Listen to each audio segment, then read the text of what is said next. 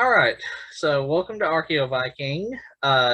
Today is another collaboration video with my co-host and U.S. history teacher Ryan Denison. And Heyo. today, we are going to cover, I would say, definitely the most contentious subject in U.S. history. Period. In fact, Ryan, how many lost causers do you think we're going to piss off in this video?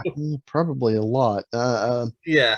I'll have to say in recent years, I haven't run into quite as many, but teaching this, uh, teaching U.S. history, this is my 21st year. I always run into people that want to argue about the Every causes of the Civil War and all yeah. that stuff.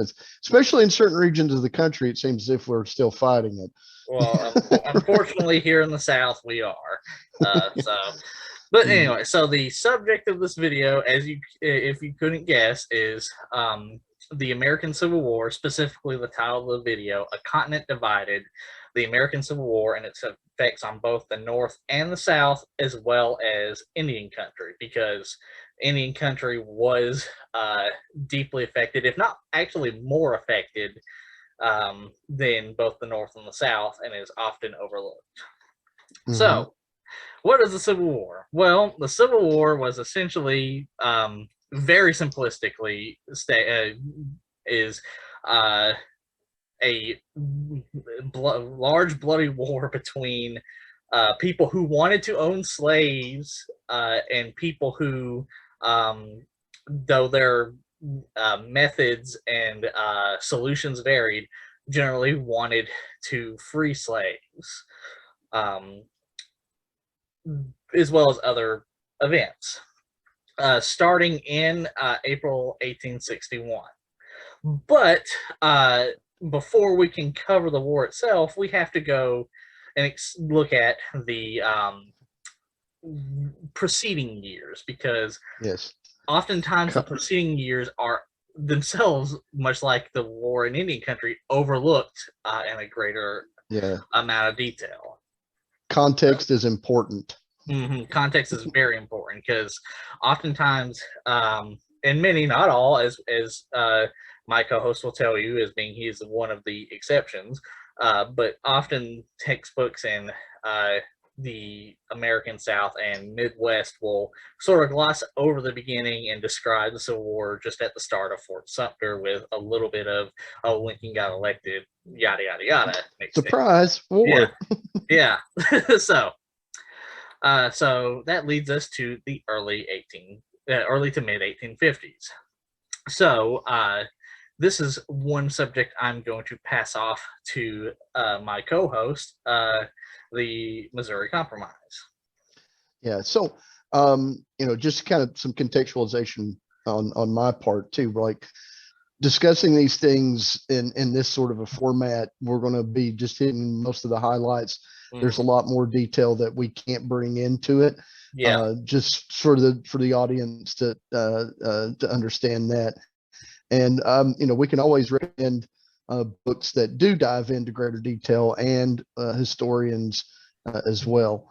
In All fact, right. many So books will be cited in the comments. So yeah. right. And so contextualization, like I said, contextualization is really, really important. And to set up the American Civil War, you really have to kind of talk a little bit about manifest destiny, which is this idea that the WASPs, the white Anglo-Saxon Protestants, were destined to take over the entire continent, and how that is kind of intertwined with the issue of slavery.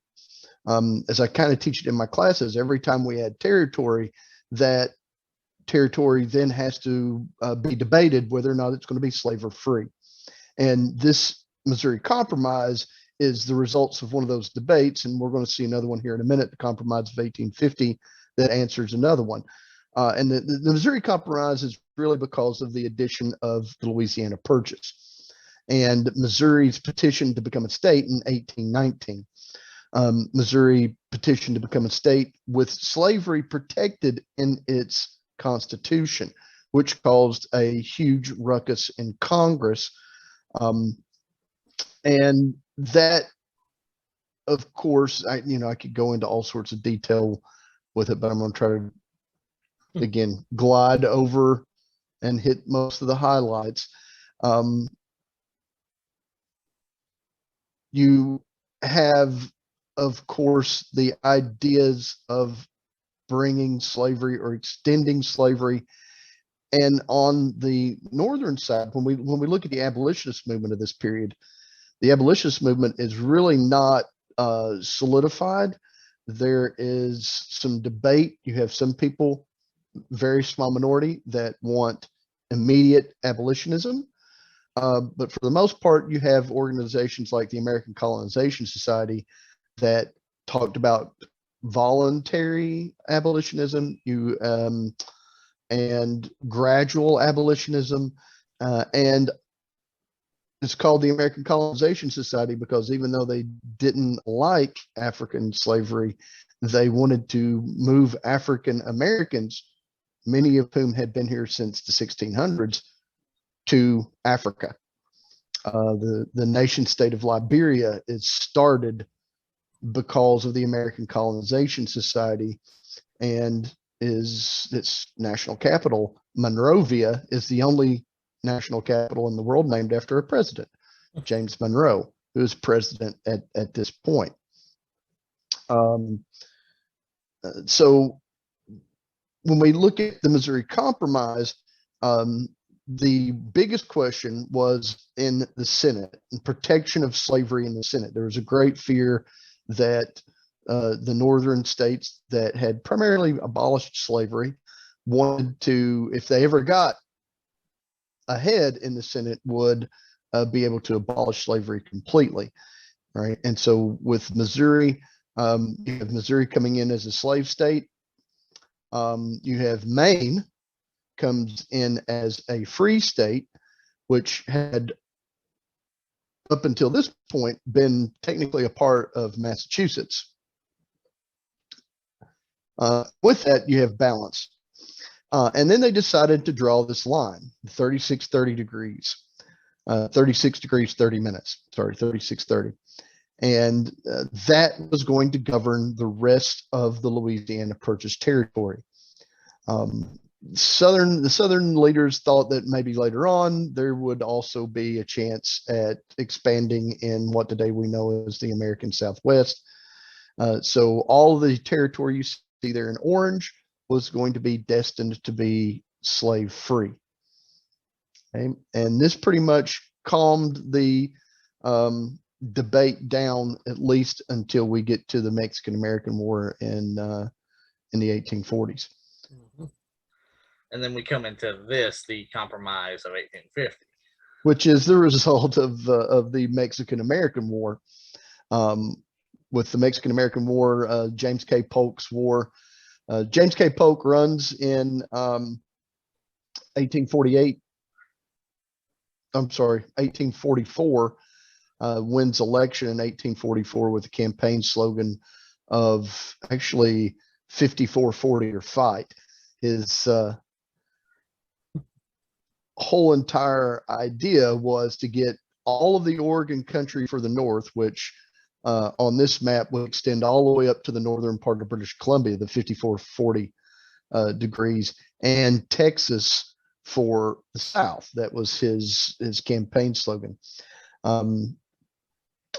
And I don't know how much do you want to, I don't know if we have a whole lot of time to go into how Texas becomes independent, but Texas is kind of a part of this. And I will say that the Texans pretty much started their revolution over two things. One, Roman Catholicism. They did not like to be dictated by the government of Mexico, the tithe to the church. And the number one thing was that when Mexico became independent from Spain in 1820, Mexico outlawed slavery. Yeah. And most of those settlers that had come into East Texas were slave owners and had cotton plantations. So even the Texas Revolution, which is highly politicized in Texas, is about slavery. Yeah. That's where they based their revolution on. So when we get to the end of 1848, we win the Mexican-American War, which James K. Polk, if we want to talk about a little bit about the beginnings of the Mexican-American War, Texas is involved. Texas is annexed shortly after Polk is elected. Polk's not even taken the oath of office yet, and the Congress annexes Texas in January of 1849. All right, and there was a big dispute on the border between Texas and the Mexican government before this.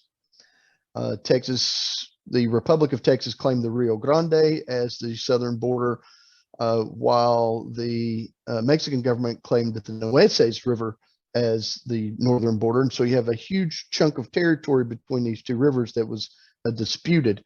Well, that and Texas like to claim a whole lot more up into what you can see here on the map would be New Mexico and up into Utah territory as well. In fact, they launched a very unsuccessful and disastrous expedition to try and conquer Santa Fe Yes. in 1842.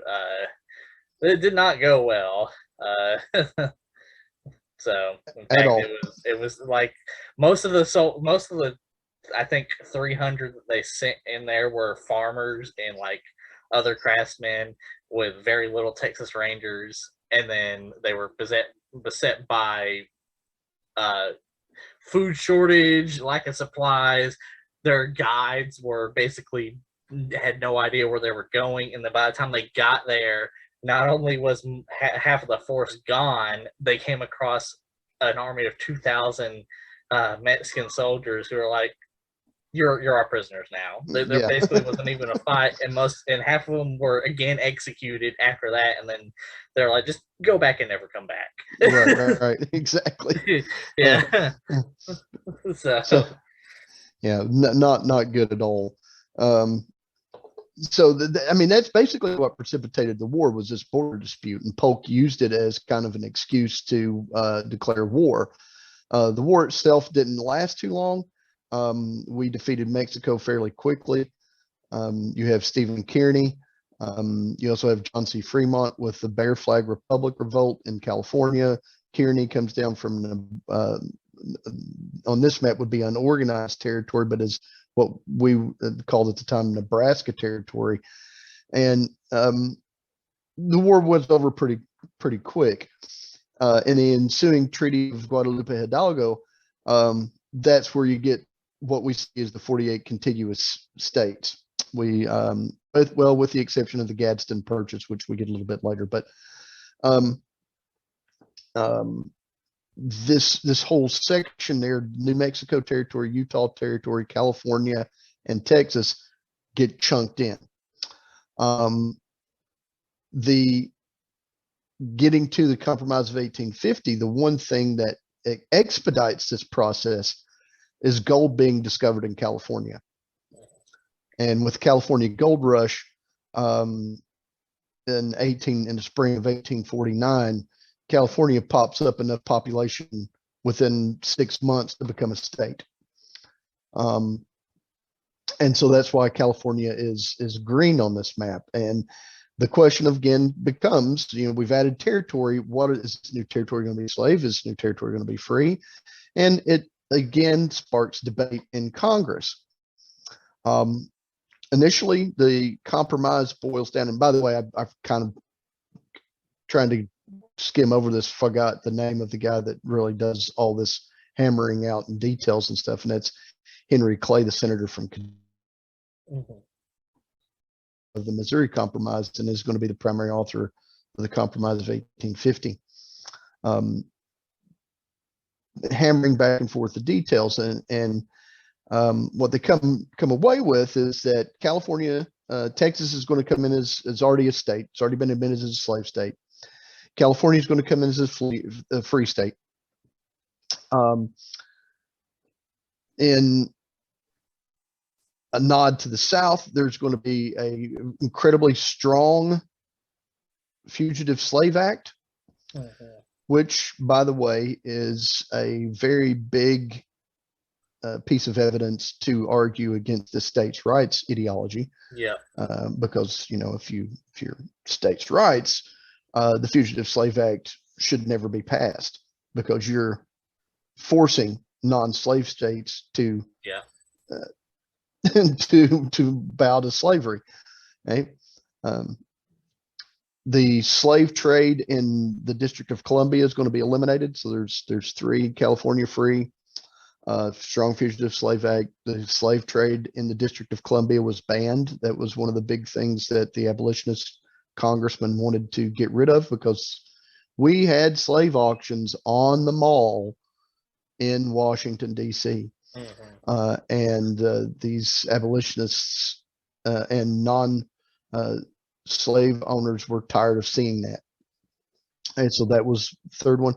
And the fourth component of the Compromise of 1850 was that the New Mexico and Utah territories would be decided by popular sovereignty, which is coming to be a buzzword during this time period. This was it's kind of a part of the increased democratization that we see in the early 1800s, and actually going all the way through the 1800s, of democratizing large parts of our government, letting the people decide.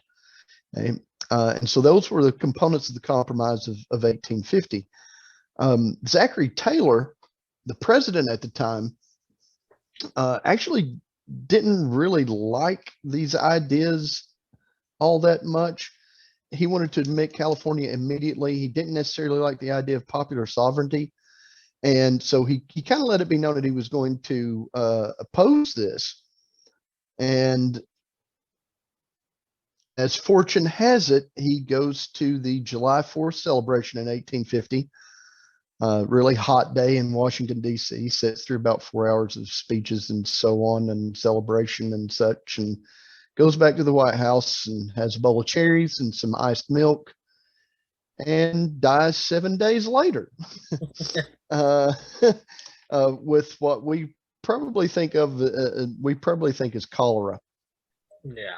Yeah, it's a crappy way to go, but he bows out, and Millard Fillmore, the next president, comes in and approves the Compromise of 1850. So once again, the nation kind of puts this Band-Aid on this major problem and puts it off for another time. And that's kind of what you see with the compromises. They're really avoiding the issue. They're putting Band-Aids on a huge wound and hoping that it holds. Yeah, and that actually can be seen not just in the U.S., but in before I go on, but that also leads into John Brown.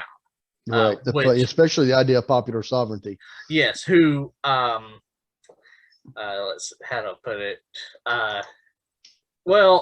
he would really be considered, and he was considered essentially a domestic terrorist at the time. However, what his issue was is he was a rabid abolitionist is an understatement to how he was. He truly believed that the enslavement of Africans or the enslavement of anyone was an affront to God and to humanity and etc. Very, very, very religious guy. Yeah, and in fact, he marched into. He's most well known for his assault on various other armories and such in the East, and we'll certainly talk about that in a minute. But what a lot of people gloss over is an event called Bleeding Kansas, where essentially he marched in with his followers to Kansas to try and forcibly free enslaved Africans and stop the slave trade there. Yeah. This is all precipitated by the Kansas-Nebraska Act of 1854, which Stephen Douglas who we'll talk about again in a minute because of his dealings with Lincoln. Yeah. But Douglas wanted to ride this idea of popular sovereignty into the White House. Yeah. And so he got, and it was incredible. It was popular on both sides. The Northerners and Southerners both like this idea of popular sovereignty. And so he essentially gets the Missouri Compromise overturned with the Kansas-Nebraska Act of 1854, which opened those two territories to popular sovereignty and essentially creates this competition between pro-slavery and anti-slavery forces in Kansas. So we essentially have the many civil wars fought in eastern Kansas 6 years before the real Civil War starts. Mm-hmm. And John Brown was definitely part of that. And the U.S., I believe, did send in militia or soldiers to stop him, but he was not caught. Then he later, and the name of the armories he was attacking in the east escapes me, Ryan, if you want to. Well, yeah, that's a little bit. Harper's Ferry is the one that he's most famous for. Thank you. Yeah, he and his followers, as well as he and his followers, consisting of both white and free Africans, attacked Harper's Ferry as well as other armories. But Harper's Ferry, as Ryan said, is the most famous one. And his hope was that essentially this would spark a rebellion sort of on the level of Nat Turner's rebellion. Unfortunately, he did not understand that the stranglehold that plantation owners had on their enslaved Africans through fear and other things was too strong at that point in time. Thank people like Robert E. Lee. Yes, sorry, people. Robert E. Lee was not an abolitionist. No. And so it did not succeed. And then the then Colonel Robert E. Lee, or was he a major? Either way, the point is he wasn't a general yet, was the one who marched in and captured John Brown and took him to be in prison and eventually tried and hanged. That happens in 1859. The mural that you've got there on the screen, that's actually the mural in the Kansas State Capitol building. And basically shows the fact that the Civil War is fought in Kansas before 6 years before the actual Civil War starts. And there was a lot of bloodshed there too, and it really in popular culture this becomes a major issue too. Like you've got Lyman Beecher's son sending guns to, this is kind of what you see there on him holding the rifle. He called them Beecher's Bibles, sending guns to the abolitionist side in Kansas. It was a big to do during the period there to try to support either the pro-slavery or anti-slavery side. And of course, on the pro-slavery side, most of the combatants in eastern Kansas were from Missouri. And that'll become important later. That's one of the reasons why Missouri and Kansas still have a huge rivalry in a lot of things. The border ruffians coming across, they attack the free state of Lawrence. You have John Brown's retaliation against pro-slavery forces at Pottawatomie Creek. And it spills right over into the floor of Congress. The day after the attack on Lawrence, or a couple days after the attack on Lawrence, you have the Brooks-Sumner affair on the floor of Congress, where Charles Sumner, who was before I talk about Sumner, the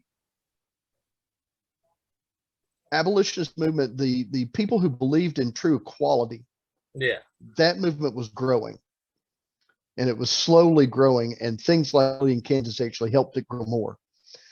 And Sumner was one of these people, truly believed in equality. Later on, he's going to be called as a part of a political group, the Radical Republicans. Charles Sumner, Thaddeus Stevens, and those guys. But Sumner's giving a speech on the floor of Congress where a couple of days, and he gives speeches that were lambasting slave owners kind of constantly. And one of those speeches, he named some names, and one of them happened to be Preston Brooks, who was a representative from South Carolina. His, I believe it was his cousin that Sumner basically named on the floor of Congress. And Brooks took offense to that. And while Sumner is giving a speech about bleeding Kansas, Brooks walks up behind him and starts beating the crap out of him with his cane on the floor of Congress. Many people went to break up the fight, but there were several Southern politicians who knew what was about to happen. They pulled pistols and dared anyone to try to break it up. And Brooks actually beat Sumner so bad that he was bedridden for 9 months and almost died there on the floor of Congress. All right, so these are events that are taking place in 1854, right? And we're still like 6 years before the Civil War. Yeah. And that leads me into what was going on in the so-called Indian country, which was an event known, this was in 1842, this was an event known as the 1842 Slave Rebellion in the Cherokee Nation, where essentially roughly 20 to 50 slaves on the plantation of a very wealthy Cherokee politician, Joe Vann, also known as Rich Joe Vann, because no matter how you account for inflation, he was a billionaire at the time. He was ridiculously wealthy.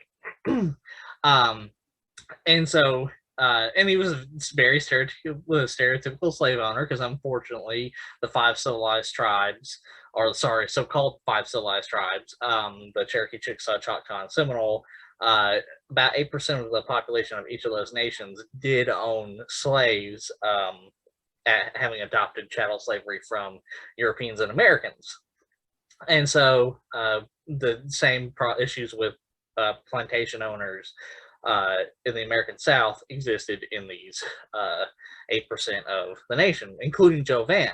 And so because of that, many of his slaves, he owned about 100, many of his slaves revolted and escaped. And along the way, they killed some slave catchers and freed a slave family, and then picked up other runaway slaves from the Chickasaw and from the Creek and Seminole nations, and had a few skirmishes with the Cherokee militia before eventually being so exhausted that they surrendered without any bloodshed and were promptly taken back and forced into even harder labor by Joseph Vann and the other plantation owners. And so what that set a precedent for is later slave revolts and escaping of enslaved Africans in the 1850s, where they attempted to escape to areas such as Mexico and, of course, Canada,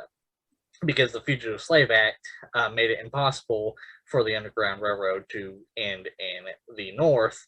So people like Harriet Tubman and other people had to go either to Mexico or to Canada. Yeah, that's a good point. Most people don't ever point out that one of the Underground Railroad routes was to Mexico. Yeah, exactly. And then another major event. This essentially, one thing before I say that, this crystallized something much like in the South. It crystallized a division that was already going on in Indian Territory, where much like the North and the South, there were parties in each side of these nations who wanted slavery and didn't. In fact, this eventually led to what was known as the Cherokee Rebellion, where John Ross eventually sided with the North, and that would become important later on. Now, he initially sided with the Confederacy also, but eventually, due to reasons, including believing in the abolition of slavery and a variety of other things, side with the North. So this began to crystallize just as much in these nations as it did in the South. But another major event that involved slavery was the Third Seminole War, where essentially what happened, now, it started as sort of a a land dispute. It was really could be considered a continuation of the Second Seminole War, because the Second Seminole War sort of ended in a draw, and the fighting had become so expensive. The U.S. was like, fine, you can take this tiny little notch of western Florida so long as you stay there. But then, of course, the U.S. began to, as always, began to break that treaty, and so a lot of Seminole leaders, such as Billy Bowlegs, the principal leader at the time, began initiating ambushes on U.S. militia, initiating the Third Seminole War. And and to call it a war is a little bit of a stretch, because it was more a series of a few skirmishes over the course of 3 years. There wasn't really any large military engagements. It was, one could argue, and this is this is for the slight benefit of my co-host, who is from the state where this is known for. It essentially sort of like the warfare between the Hatfields and the McCoys. It was just like a couple of people kill members here and a couple of people kill members there, and that's it. And so that's sort of what happened. And eventually, slaves, much like in the Second Seminole War, enslaved Africans began fleeing the plantations and joining in the fighting, because the Seminole were a mix of Muskogee Creek, already present indigenous Florida tribes, and runaway slaves who had been fleeing to Florida since the early 1700s. There's the slave rebellions in South Carolina in the 1740s that they were trying to flee to Florida. So they were like, they were very welcome here, and so they began to flee again to join them. And then another major dispute was that the Seminole and Creek nations in Indian Territory had to share the same land, and eventually what sort of ended it was that dispute had ended, and the Seminole were allowed to have their own thin tract of land as their own nation. And so eventually Billy Bowlegs was like, fine, I'll leave. I'll gather my followers and I'll go to the Seminole Nation, and I'll leave. And that was it. But again, that sort of helped crystallize this division, because the Seminole were the most lenient and the most abolitionist of the 5 civilized tribes. In fact, they had to battle a lot of slave catchers from Creek and Cherokee territory when they got there, when the first group got there in the 1840s, and when this group got there in 1858.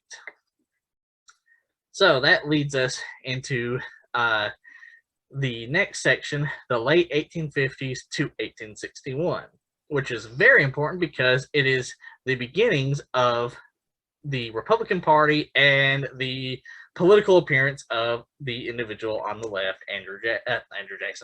Abraham Lincoln. Sorry, no. Andrew Jackson. He just rolled over in his grave. Yeah, Andrew Jackson would have hated yeah. So the late 1850s, we've had 3 major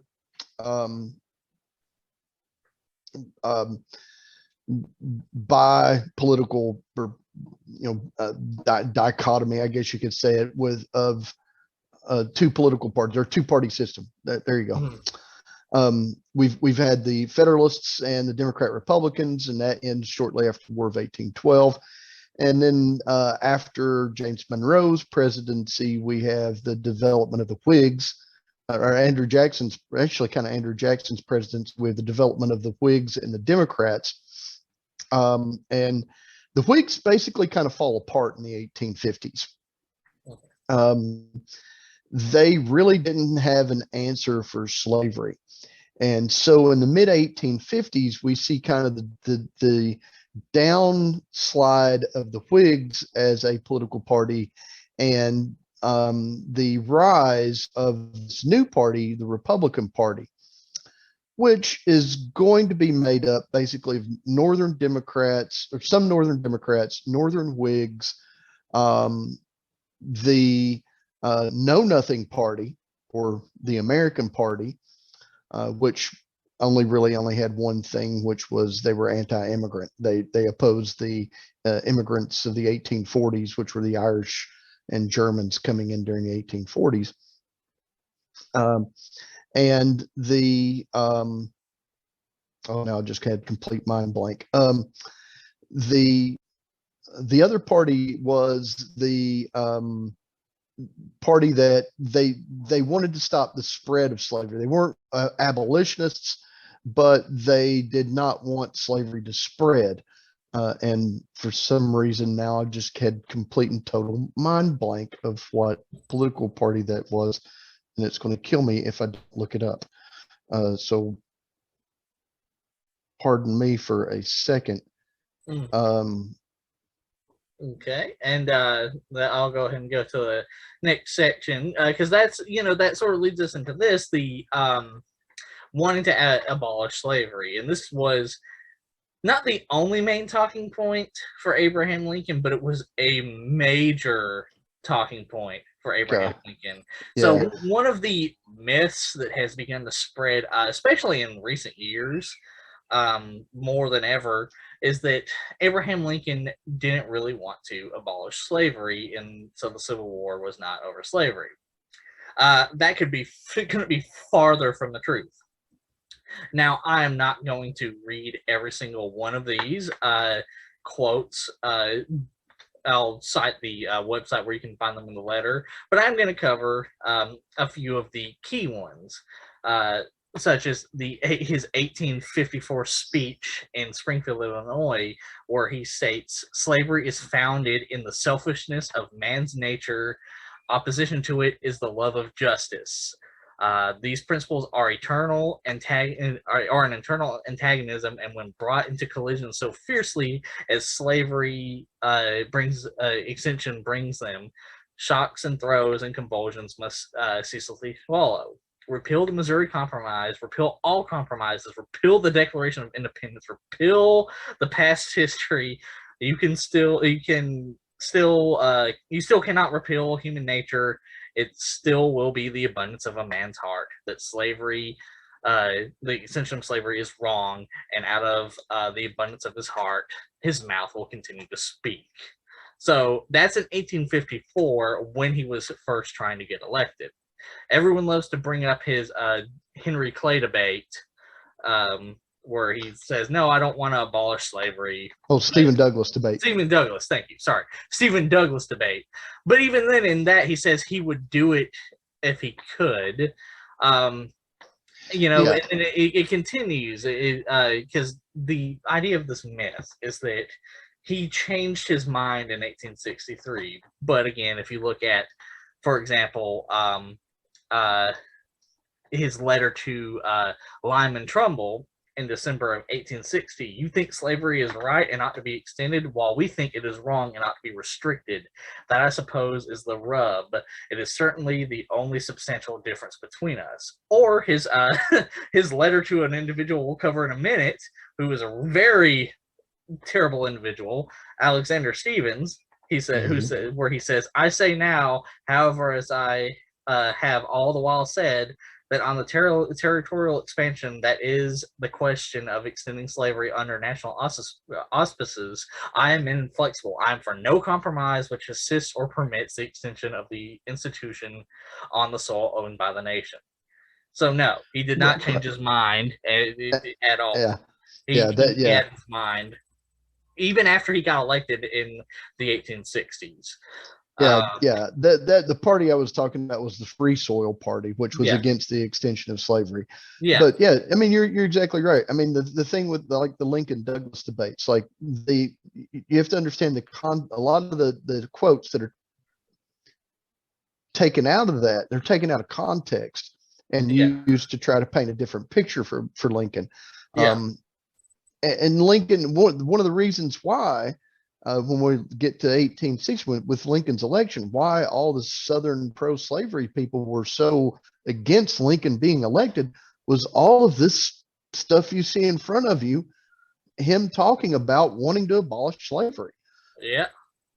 Yeah, That like was his their letter. fear. Yeah, like his letter to William H. Seward. One section of our country believes slavery is right and ought to be extended, while the other believes it is wrong and ought not to be extended. In his inaugural address, I'm a little uneasy about the abolishment of slavery in this district, but I would be glad to see it abolished. But as to the time and manner of doing it, so the only thing he was concerned about is when to decide to free them. That was it. Yeah. Not whether they should be freed. He's like, nope, we should free them. And unfortunately, he was problematic in himself because he was a believer in the ship them back to Africa ideal. But that was a very common abolitionist and anti-slavery ideal, because there's a difference. Anti-slavery was like, oh, we should slowly phase it out, whereas abolitionists like, no, let's do it right now. That was it. Mm-hmm. Mm-hmm. So, and that's another misconception. Right. And yeah, early on too, like, when Lincoln, when we talk about secession, the once the election is certified in late November, you have 7 states immediately start passing orders of secession. South Carolina is number 1 yeah, in December of 1860. yeah. What a lot of people, this is another thing that always gets glossed over and such, but it's really, I always tell my students in class, it's really important you understand how these 11 states seceded, because not all 11 seceded at once. No. And they espouse different reasons for it. The first 7, South Carolina, Georgia, Florida, Alabama, South Carolina, Georgia, Florida, Alabama, Mississippi, Louisiana, and Texas all secede before Lincoln even takes the oath of office. Yep. And this is where these things come in. Yes. The Articles of Secession. Yeah. All these states pass orders of secession. And I'm not too sure off the top of my head. I know of at least in the orders of secession of the all 11 states, slavery is mentioned over 80 times. Yeah, like right here in the Georgia one, the state that Ryan and I live in, where they say, and this is highlighted so you can see it very well, the anti-slavery sentiment of the North offered the best chance for success. An anti-slavery party must necessarily look to the North alone for support, but a united North was now strong enough to control the government of all its departments, and a sectional party was therefore determined upon. We had acquired a large amount of territory with the success of the Mexican War.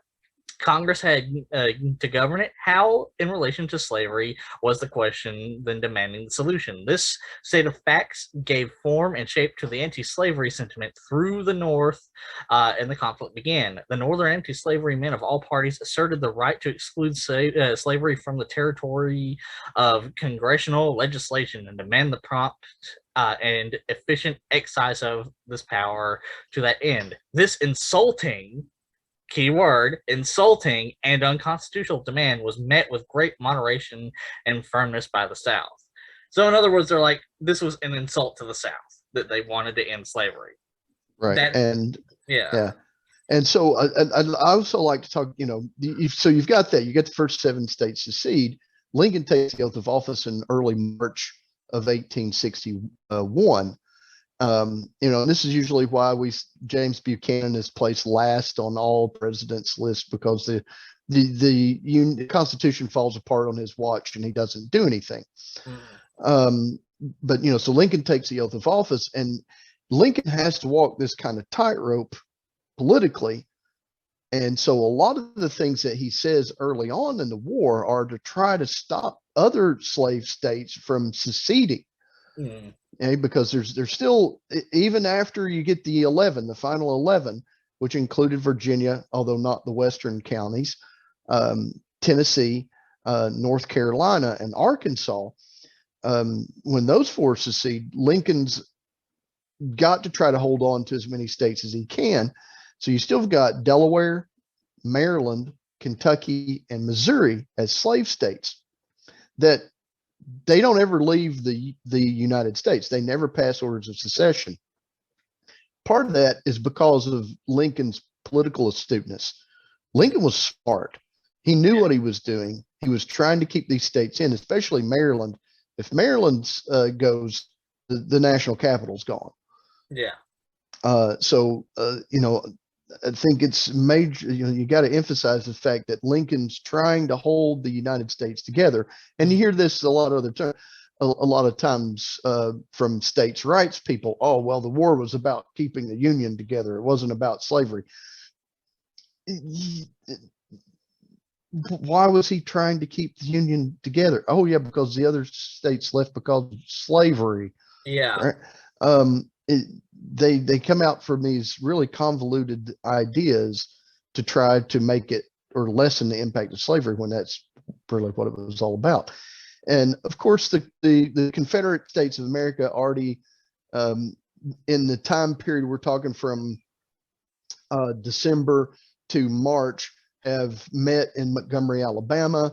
They've started the Confederate Constitution, and all of those. Another thing that we need to mention too, because this will come in later with the Homestead Act, is that all of the Democrats left. Yeah.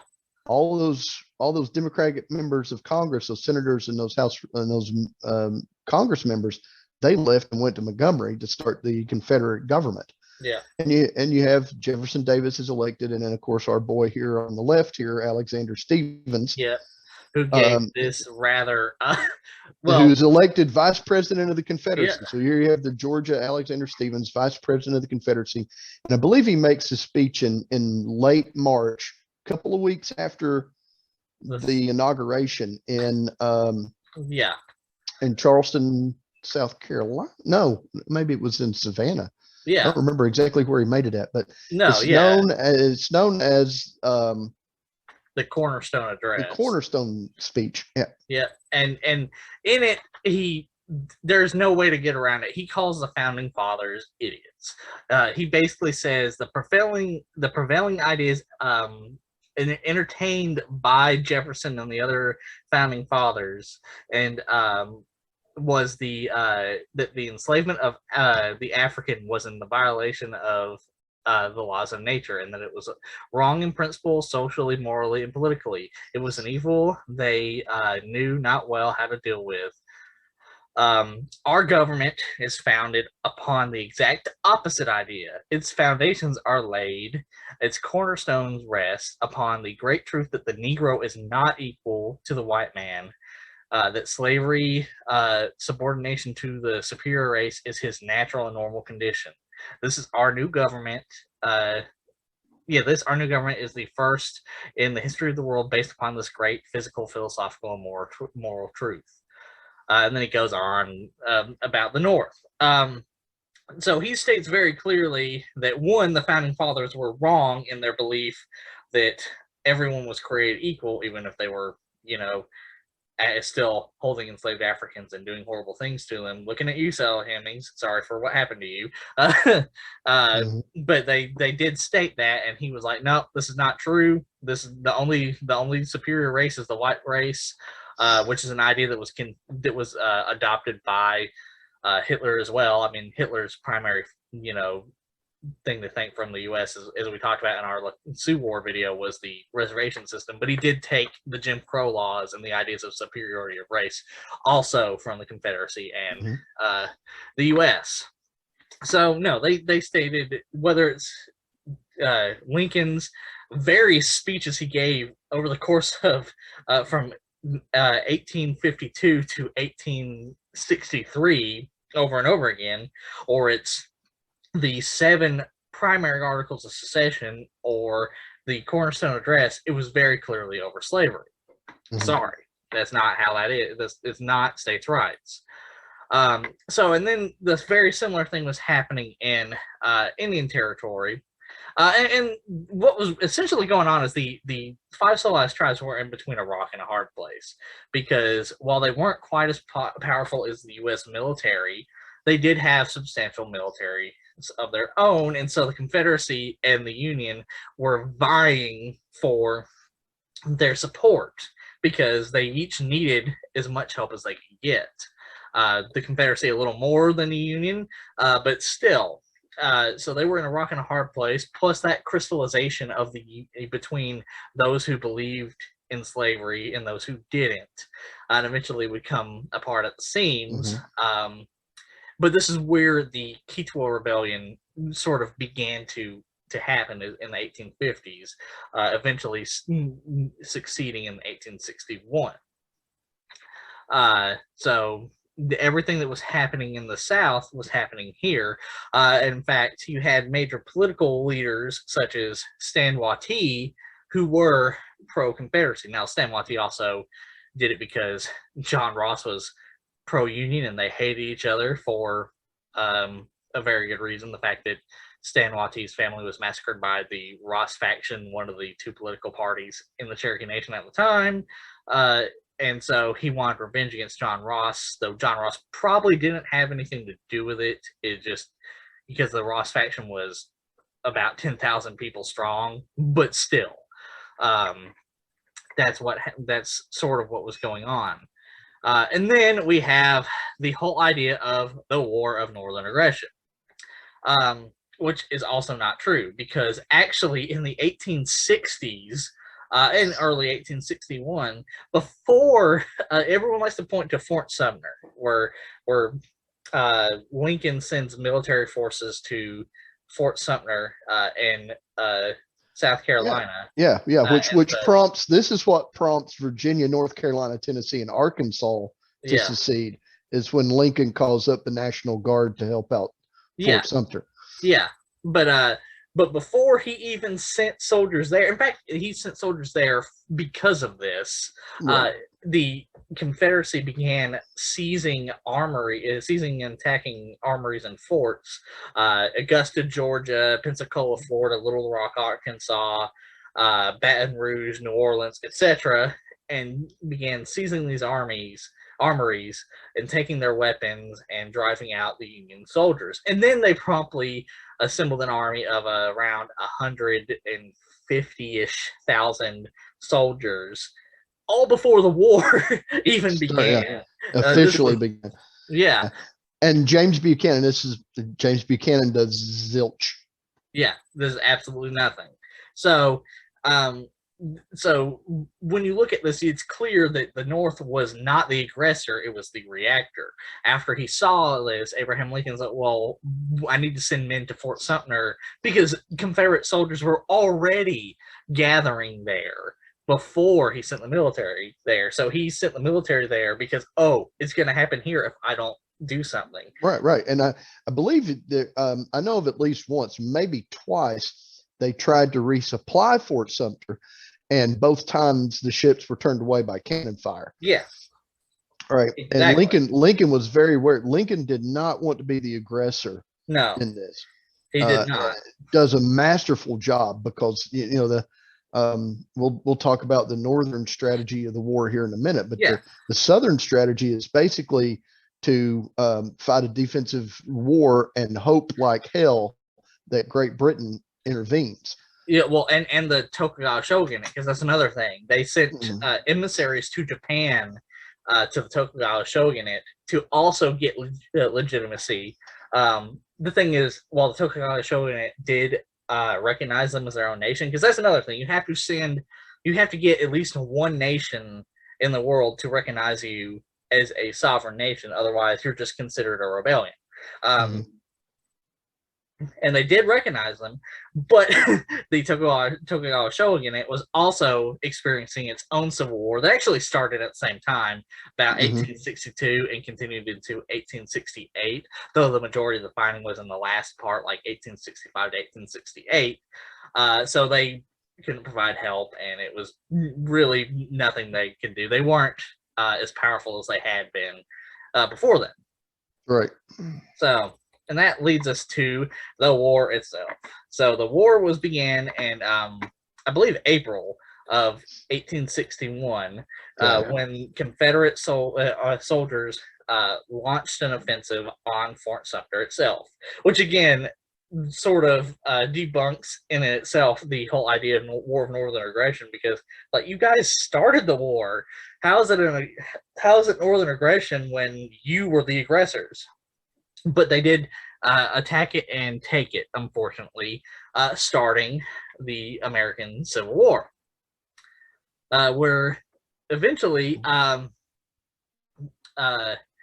they, you get beautiful things like this. You get now everyone knows the battle hymn of the Republic, where you see it in movies like they even played it briefly in the if anyone remembers it and hasn't wiped it from their minds, the 1990s Will Smith version of Wild Wild West, where they briefly in the background they're going glory, glory, hallelujah. Well, most of the time they don't play the whole song, and granted there are multiple versions of the song. This isn't the only version, but the original version, they change it like and I think this started like a British song too, and then it comes in and this one right here is like after John Brown's execution. This one's the original one where it, as you can see here, and it goes, John Brown's body lies moldering in the grave over and over again. And then eventually, let's hang Jefferson Davis to an apple tree. Other versions say to a sour apple tree, but either way, to a tree.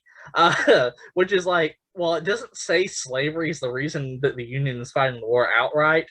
Anybody back then would have seen the subtext almost immediately. So to say that it's not is another thing. And then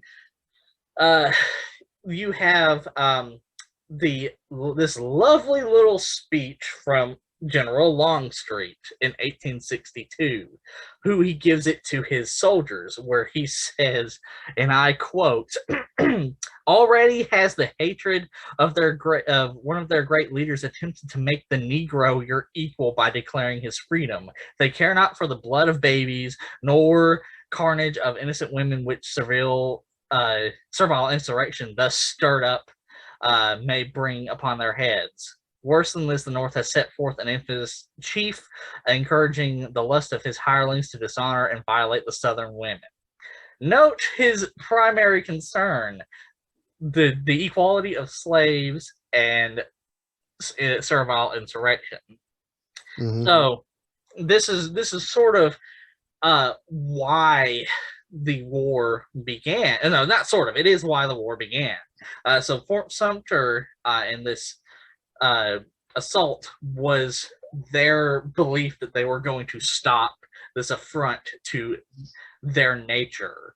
And they began, I would, looking at the Union and Confederate battle strategies, which we're about to get into in the next couple of slides, people often look at generals such as Stonewall Jackson, Beauregard, and Lee himself, and talk about, they're great victories. They're great victories against Union armies that outnumbered them. And yeah, you're right. They did have those victories. However, they also had ridiculously high casualty rates.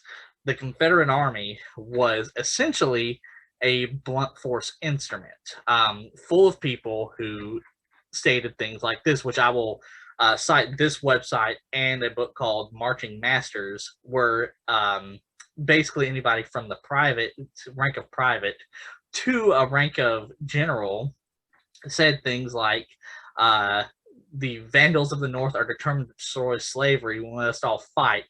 Or see here, something from Georgia. Yes, Ivy Duncan from Georgia. If they could not endure the Texan T because it violated sacred principle, how could we submit to a government whose stated determination is to sacrifice our happiness and even our lives in the abolition of an institution guaranteed to us by the Constitution of our fathers?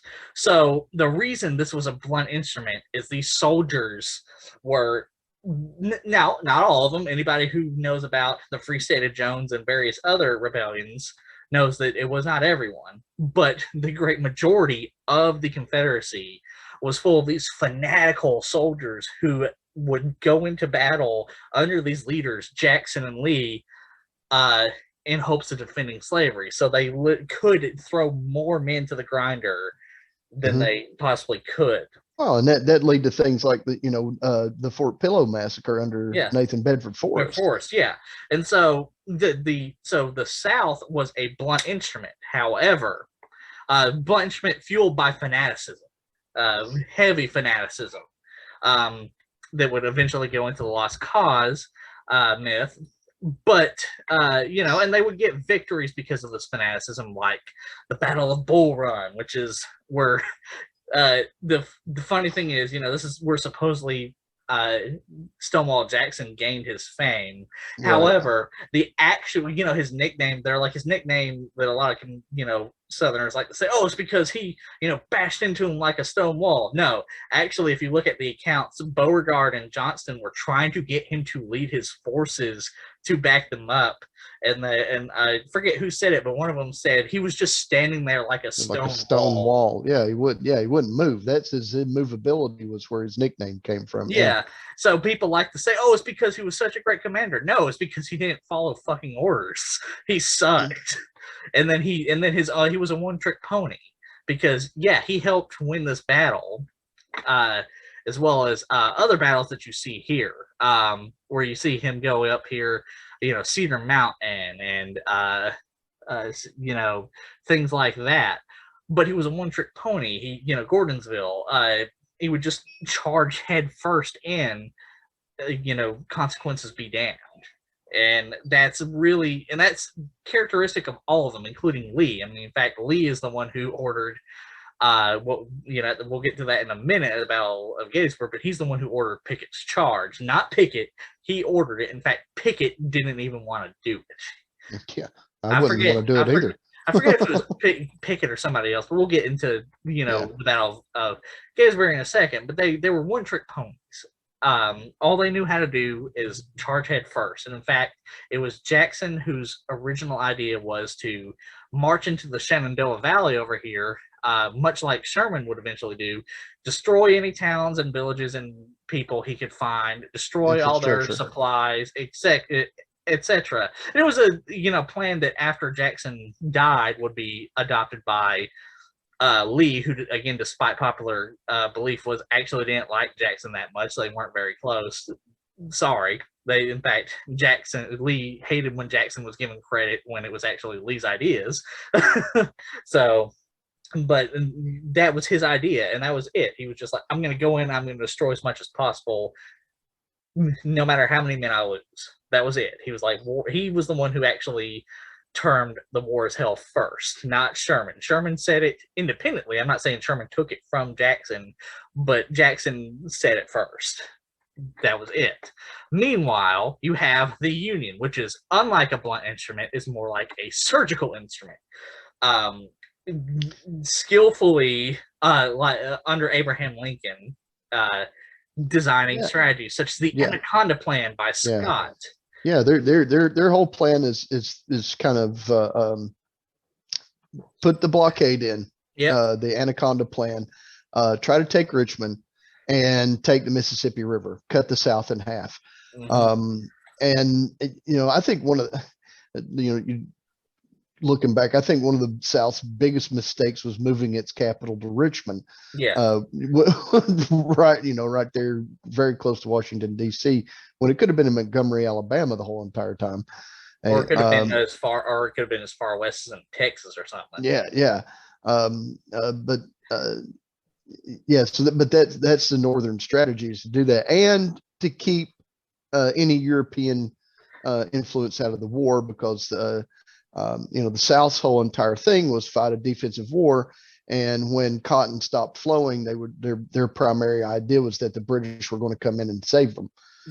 Much like the French saved the colonies during the American Revolution. However, that wasn't going well for them, like, because part of the Anaconda Plan, multiple U.S. admirals began seizing basically any southern port they could find. There was the siege in 1862, siege and conquest of Fort Pulaski in Georgia, as well as other forts in St. Simon's, Georgia, and such. Several forts on Florida, and then under Admiral Farragut, the capture of forts such as Baton Rouge, as well as New Orleans. Mobile would come a little later in 1864, but yes.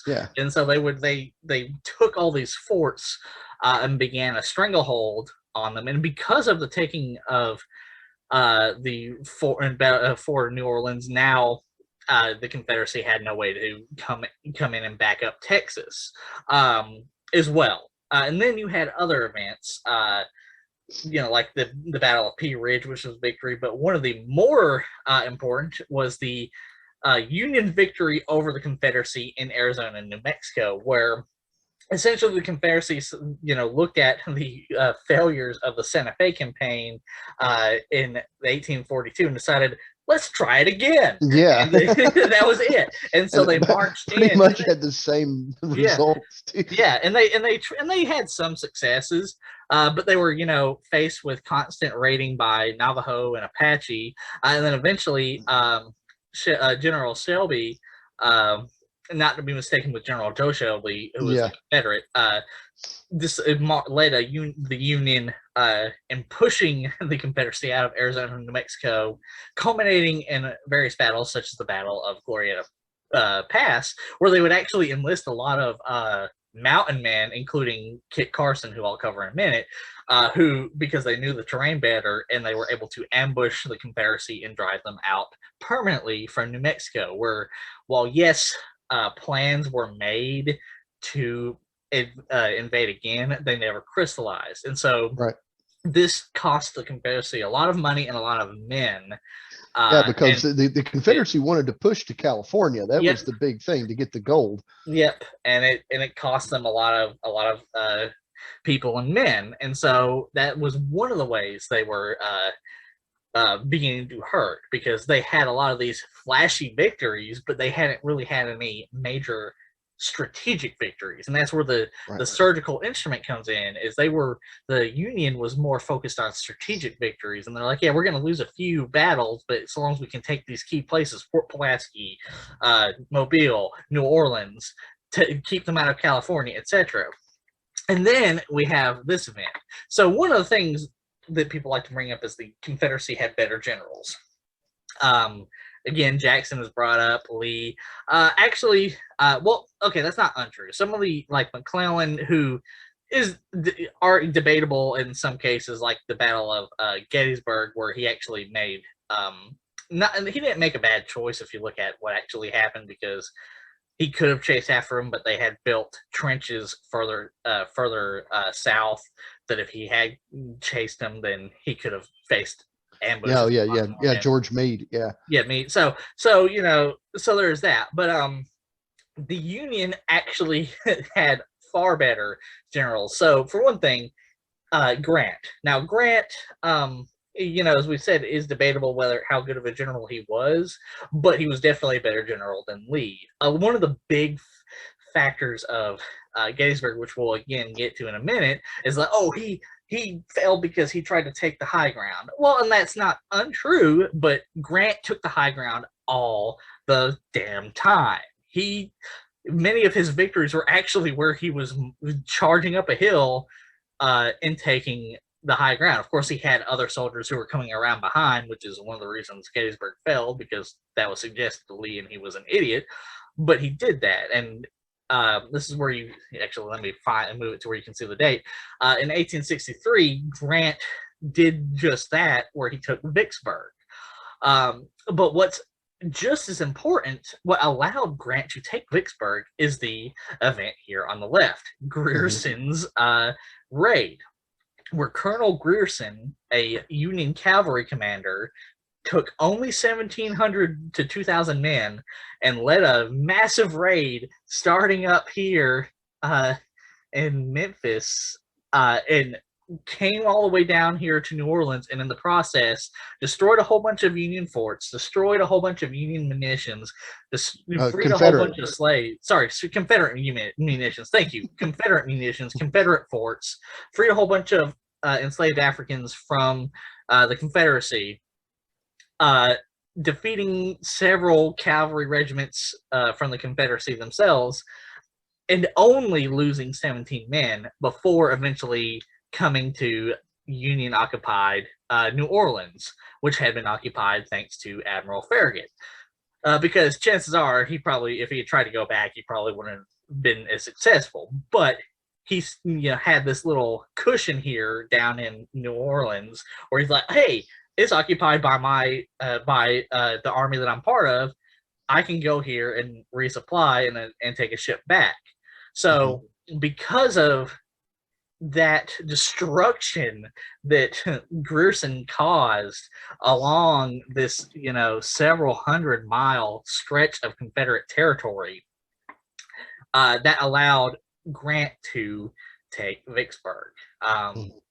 Because again, Grant did lose some battles, Shiloh, for example, etc. But they weren't worried about losing battles; they were worried about losing the war. And so we can lose a few battles if we can destroy everything they own and take key strategic areas. Right. And so, and eventually, this is when the war would really change, because you can see on this map all the Union victories. Forts Henry and Donelson in 1862, the Grierson raid, Vicksburg, and such. 1863, yeah. Yep. Port Hudson and New Orleans by Admiral Farragut, etc., etc. And then, of course, eventually the Sherman's March. And eventually, this would culminate in the changing of the war, the real change of the war, the Battle of Gettysburg, where essentially Lee took, I think it was like 50 to 60,000 soldiers and marched into Pennsylvania in the hopes of doing essentially what you see here on the right, Sherman's March to the Sea, with the idea of destroying Union munitions in Pennsylvania and various other parts. However, one of his cavalry regiments was attacked by a larger Union regiment and asked for help, and so he was forced to retreat. No, sorry, not retreat. He's forced to abandon the campaign to go help this cavalry regiment. And rather than, sending more scouts to figure out what's going on, he just marched headfirst into this massive Union army that, frankly, he's still outnumbered. And this is where Lee, as a terrible general, comes in, because he gave an order that really doesn't make any sense to one of his generals, where he's like, attack the Union encampments when you feel it is practicable. Not practical, practicable, which is like, okay, well, what does that mean? Because, yeah, you can take it as practical, but, like, what does practical mean? Like, because he should have just ordered, go ahead and attack anyone, but because they didn't know how many Union soldiers were there, how can you figure out that it's practical? If you're not sending out scouts to figure it out, how can you figure out it's practical?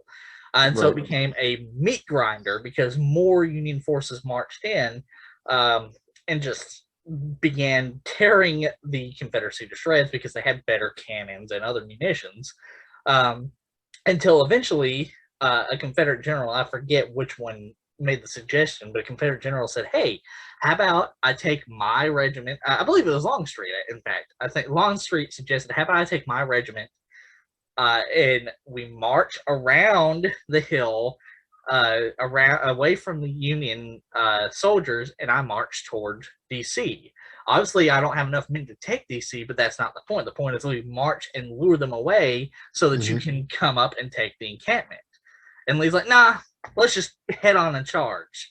And told Pickett and Longstreet and all of them, we're just going to head on and charge the Union encampment, which all of them were against. But because he was the commander-in-chief of the Confederate military, they had to follow the orders. And in fact, I believe Pickett even refused to give the order himself. It was one of Pickett's lower commanders who eventually gave the order. And it became a meat grinder is an understatement for what happened. It was a slaughter. And eventually the Confederacy fled.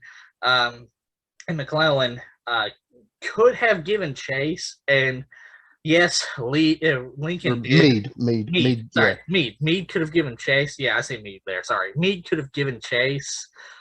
But, and yes, Lincoln did give a letter that he never mailed, where he's like, you piece of shit, you should have charged. Yeah, charged and just taking Lee's army. You take Lee's army and the war's over. Yeah, but he never sent it because he realized, well, one, that's not going to serve anything. The battle's already over. And two, Meade sort of clued him in, like, well, our scouts told us that they were beginning to build encampments in ground that was more favorable to their army. He's like, my men were exhausted, etc. It was going to be a slaughter for my men that time if I did give charge. And so Lincoln was like, fine, I'll let it go. But that was the beginning of the turn point of the war. And then Sherman came along. Yes.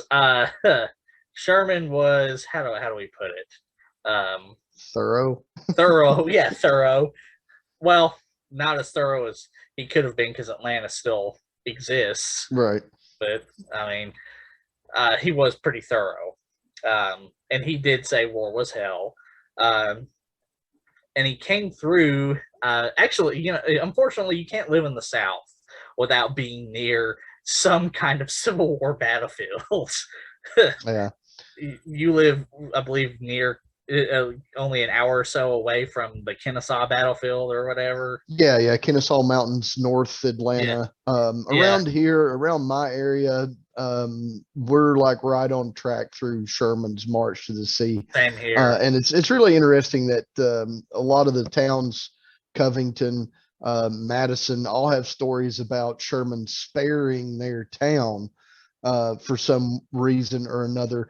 And you'll find local tales like he had a mistress in this town, or he was he had a free Masonic brother that came out and greeted them, and he decided to spare the town. Well, and the thing is that, Sherman was after railroads.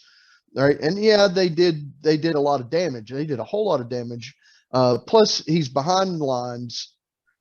So most of the time they're requisitioning supplies from the surrounding farms and stuff. And not to take it, I don't want to say that Sherman's march wasn't destructive and it wasn't taken away from the local population. It definitely did. But of course it kind of gets blowed or exaggerated somewhat too. Yeah, because he didn't hate the South. He actually lived for a good chunk of his life in the South, and so while he believed war was hell and that Jackson and Lee were going to do it, I might as well do it too. He did spare a lot of towns, and that was probably because he's like, I'm here for the infrastructure, not for the the little guy who who I'm not actually fighting. And funny thing is, I lived 5 minutes from the Battle of Resaca, where he caught the Confederate Army off guard because he came through what is now modern day Summerville, Georgia, rather than where they thought he was going to come from. He came through Summerville, Georgia, actually camped where my grandmother currently lives.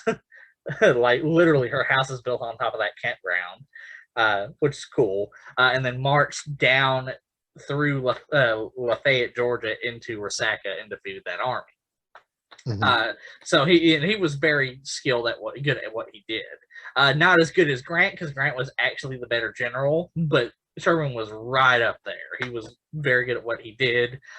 Came through, decimated all the railroad system, destroyed Atlanta, and then destroyed Savannah before eventually marching through South Carolina. And because of this, he turned the tide of the war to something, from something that was a meat grinder for both sides into eventually just an affair of, we know it's going to happen, but when is it going to happen?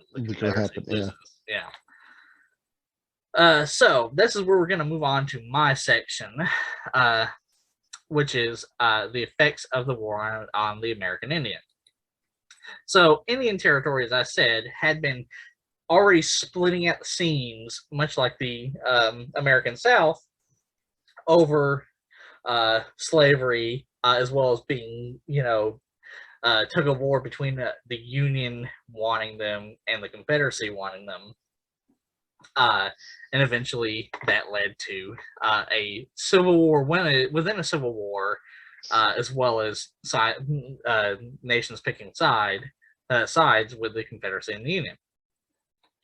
So one of the main and most famous figures during this time who became a Confederate general, the only American Indian to become a Confederate general, is the figure on the left, Stan Wattie. And he actually was one of the Confederacy's best generals, because he knew that running head on at the Union was a terrible idea.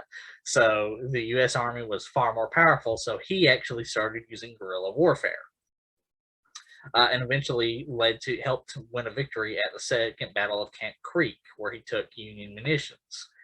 It wasn't really strategic, but he did win, and he was commended by Jefferson Davis for that. Then you have a figure over here on the right, Eli Parker, who was a Seneca who became a Union general, and helped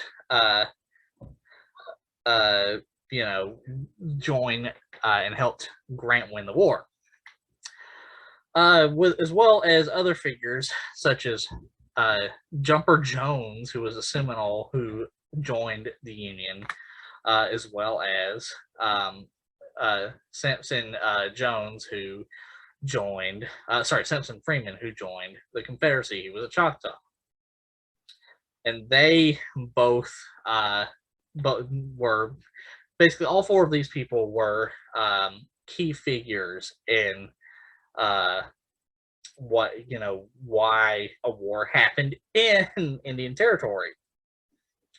It was split at the seams. Such fervent hatred between these two sides happened, causing a lot of bloodshed, mainly between the separate tribes.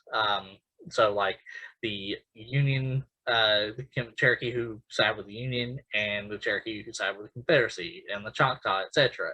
And they warred against each other. But because of generals like Stan Wattie, they were able to gain victories over the Union, albeit some that weren't quite as strategic. And then you had in the West events known as the Navajo Long Walk, as well as the roundup of the Mescalero Apaches. Because what you had here is the Mescalero Apaches and the Navajo were taking advantage of the Civil War, understandably so, but still taking advantage of the Civil War to raid Union and Confederate armies and forts and what have you. And so, because of this, the Union ordered Mountaineer and Union Colonel Kit Carson to march into these territories and round up the Mescalero Apaches and the Navajo. In fact, one of the events he commenced was an event known as the Navajo Long Walk, where thousands of Navajo were removed from their homelands and moved onto the Bosque Redondo reservation. Thousands faced starvation and everything, and they even tried eventually to go back, and the Union was like, nope, not going to happen. Sorry, too bad, it's not going to happen. So that's what. So because of this, the Apache Wars and Navajo Wars began. On the left, you have two famous Apache chiefs, war chiefs, who were the leaders of the Apache during this time, or amongst them, as well as this Navajo chief, Bardosito. So the reason the Apache Wars began, and the reason Kit Carson was eventually sent to round up the Mescalero Apaches, was because of an event known as the Baskin Affair. Basically, an individual in the 1861 was captured by a different band of Apaches than the Mescaleros and the Cherokee Apaches. And the Union generals and soldiers came to them thinking that it was the Cherokee and the Mescaleros, and like, hey, give them back. In which Cochise, the individual in the middle, is purported to have said, well, we don't have them, but if you give us 4 days, we can find them for you. But the U.S. Army did not like that, and said, well, we're going to hold some of your men captive until you bring them back. Cochise and Mangus Coloradus, the individual right here, did not like that. at all. They hated it. Understandably so. So they started a war over it. Reportedly, Cochise and Mangus Coloradus cut their way out of the tent and rode off and began a united resistance against the U.S. Army. And then you have over here Barbacito, who led the Navajo and resistance against the Union in response to the Long Walk, before eventually he had to surrender. And then you have an event going on up here in North Dakota, in South Dakota, called the Dakota War, where the Dakota Sioux, yes, I know Sioux is not the proper term, but the Dakota Sioux, I don't want to say rebelled, they rose up in resistance against the U.S. Army for a variety of reasons. One of the reasons was essentially that due to earlier treaties, the U.S. military was required by treaty to bring supplies to the Dakota on their reservation. However, due to the Civil War, as well as simply breaking treaties, the U.S. military were not able to, or were not willing, a little bit of both, to bring supplies to the Dakota people. And so in response to this, the Dakota rose up in the thousands and waged a war against the U.S. military. And this actually was successful for a little while due to the Civil War, of course. But eventually, under Generals Sully and Sibley, the U.S. military marched into Dakota Territory and put down the Dakota Uprising. And this eventually led to the hanging of 38, and then eventually, a few months later, 2 more Dakota leaders under the order of Abraham Lincoln. And as I stated in my Sioux War video, which I will link in the iCard, this was not because of some form of justice or anything. This was sheerly a show of power by Abraham Lincoln. Nothing more. And you know, so while Abraham Lincoln was a believer in abolition, he was not always a believer in the freedoms of other people, unfortunately. Other events going on in Indian country was the use of Indian country as a hideout for guerrilla units led by individuals such as Bloody Bill Anderson and William Quantrill, who were actually, if you've seen the movie Outlaw Josie Wales, this is who they're, especially Bill Anderson shows up in it. And they were not official Confederate soldiers. They were guerrilla fighters who supported the Confederacy for a variety of reasons, and led bloody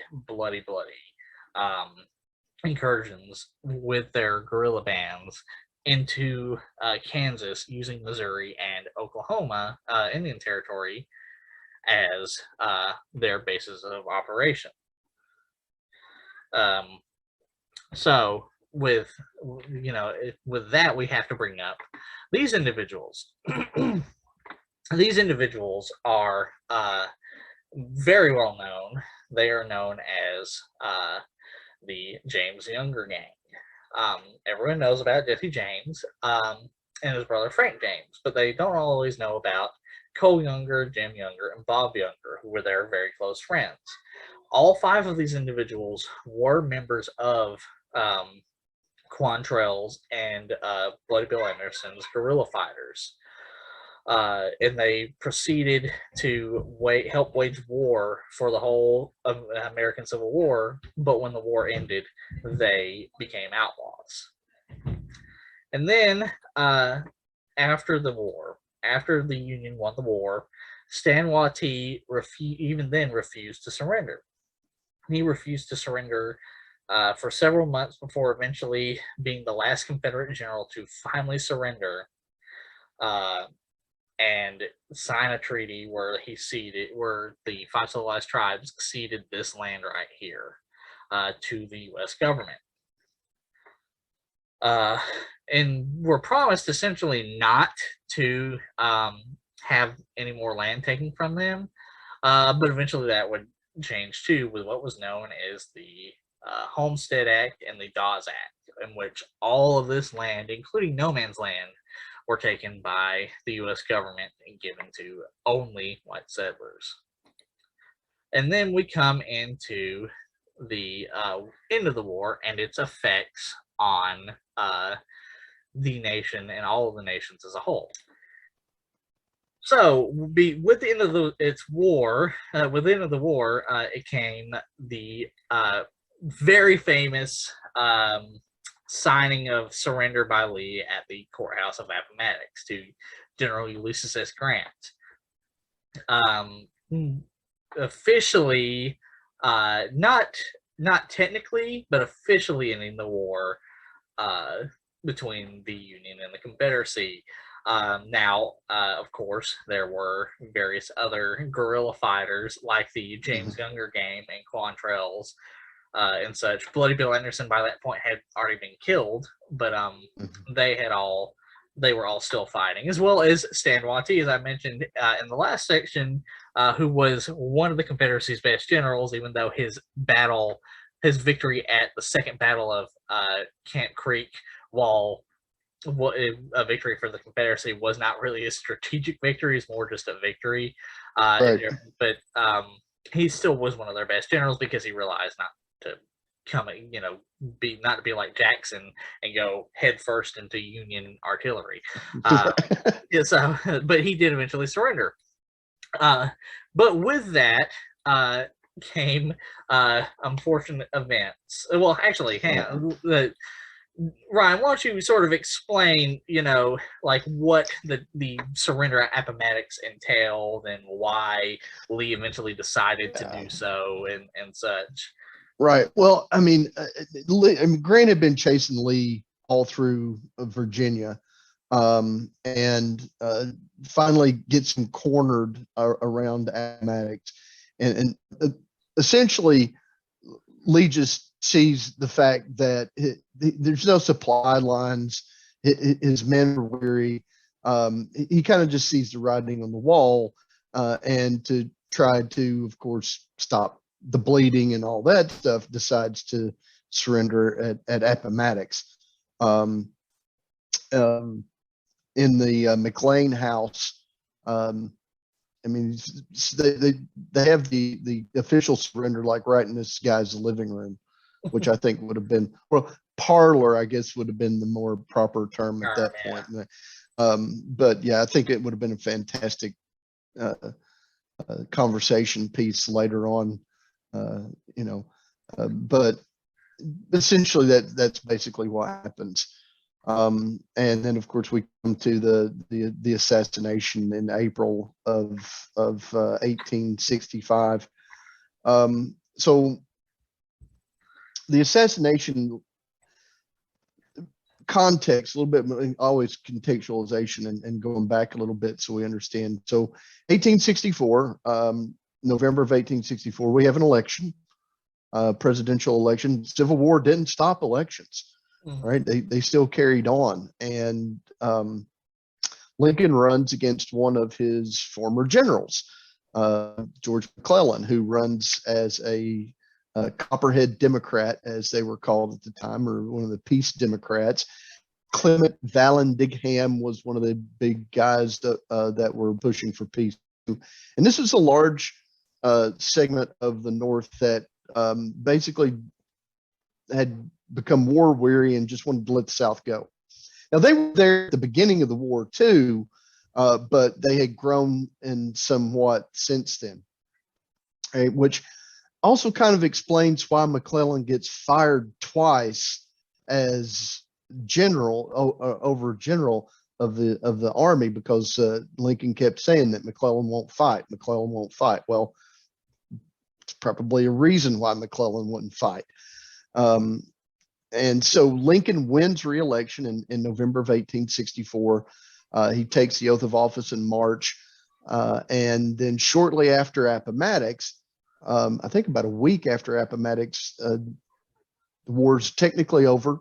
Lee getting taken out of the field is Lincoln sees as pretty much the end of the conflict.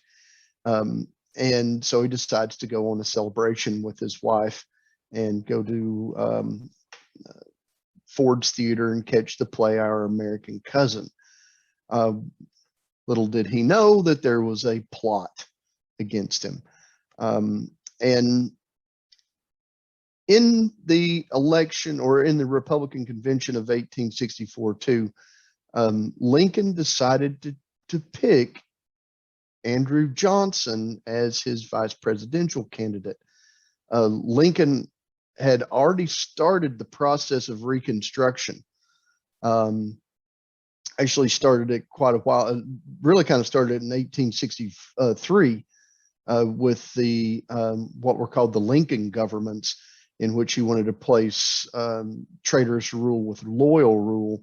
But the problem with those governments in Tennessee, Arkansas, etc., were that without the United States Army, they would have failed. But he decides to pick the only Southern politician that stayed in Congress, which was Andrew Johnson here. Johnson from East Tennessee, very white supremacist, but did not like the planter elite that was in control of the South politically. And that's kind of what he ran on when he ran for senator in Tennessee, and what Lincoln was hoping to count on in the coming months after the war. And of course, Lincoln wasn't planning on getting assassinated. What a lot of people don't know is that the assassination itself was actually part of a larger plot, and they were actually planning to take out the entire executive branch. Secretary of State, Secretary of War, and Lincoln himself. And Lincoln's assassination by John Wilkes Booth was the only one that was successful. I think William Seward, the Secretary of State, was stabbed but survived. And then the guy that was supposed to take out Edwin Stanton, the Secretary of War, backed out and didn't go through with it. And of course, all of those guys are going to be captured later, including the mother of one of the would-be assassins whose house they planned all of this at. But the idea was that they would take out the whole executive branch, and this would give the South a chance to get back into the war and win their independence. Okay. Of course, a very famous story. Booth, who was an actor, was able to get into the back of Ford's Theater and pretty much like, oh, there's John Wilkes Booth. Nobody really kind of paid attention to him, and he got up to the president's balcony, yelled "Sic semper tyrannis," thus always to tyrants, which was the state of Virginia's motto, and shoots Lincoln just above the right ear in the back of his head. Jumps off the balcony, in the process breaking his leg. But because of all the confusion, because you don't expect this to happen at a theater, everyone just kind of in shock, he's able to scramble off the stage and out back and scampers away. But Lincoln is carried next door and dies shortly thereafter, which brings Andrew Johnson. Almost said Andrew Jackson. Andrew Jackson must be in the air tonight. We both kind of misspoke his name. Yeah. But brings Andrew Johnson to the presidency. Johnson is going to try to continue Lincoln's ideas of a very lenient policy towards bringing the southern states back into the United States. And also there's that debate as to whether or not the states actually ever left. Lincoln came down on the side that the states themselves never left, that it was the traitorous planter elite that left. So Lincoln's going to take that's where his ideas of Reconstruction come from, and that's how Johnson's going to proceed as well. But it really, really changes everything, because Johnson is going to become far more lenient maybe than what Lincoln would have been. Yeah, exactly. And then also around this time, well, as I said, along with there was Quantrill, the Cole Younger gang, Stan Watee, who did eventually surrender but refused to surrender for much of 1865. Many Confederate generals never, well, yeah, they did not officially surrender. First, one of the most famous, he's actually even mentioned in the Outlaw Josie Wales when Chief Dan George is talking to Josie Wales and it's like, oh, I'm gonna go join Joe Shelby in his flight to Mexico, and such.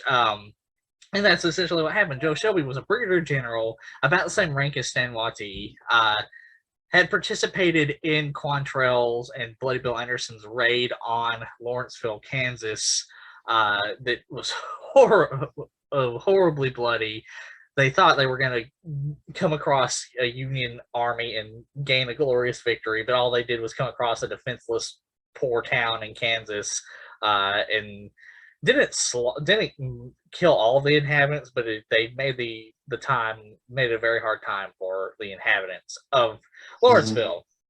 And so when the war ended, Joe Shelby in Missouri with his 2,000 men decided, no, I'm not going to surrender.